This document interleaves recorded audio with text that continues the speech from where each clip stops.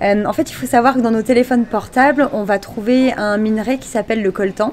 Et le coltan, on va le prélever directement dans l'habitat du gorille, sur son territoire.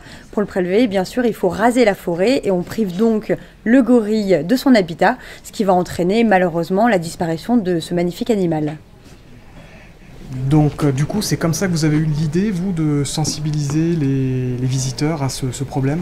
Tout à fait. En 2012, on a reçu nos gorilles, on a ouvert le Gorillaz Camp et on s'est dit quel axe de sensibilisation on pourrait avoir pour des visiteurs qui sont français et qui donc ne peuvent pas spécialement lutter contre les menaces africaines qui vont être la viande de brousse, le trafic, etc.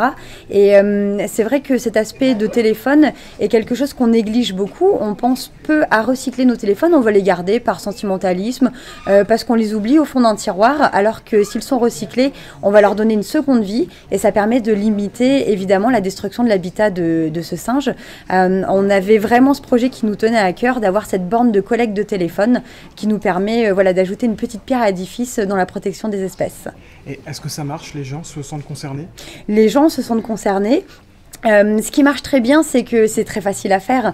Vous avez un téléphone, vous l'envoyez dans un centre de collecte ou vous nous l'envoyez chez nous. Vous pouvez même le poser en visitant le zoo.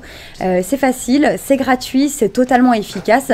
Recycler aujourd'hui, je pense que c'est vraiment une partie de l'avenir pour la sauvegarde de notre patrimoine naturel et ça aide énormément les gorilles. Un petit geste qui pourrait permettre à l'espèce d'être sauvegardée.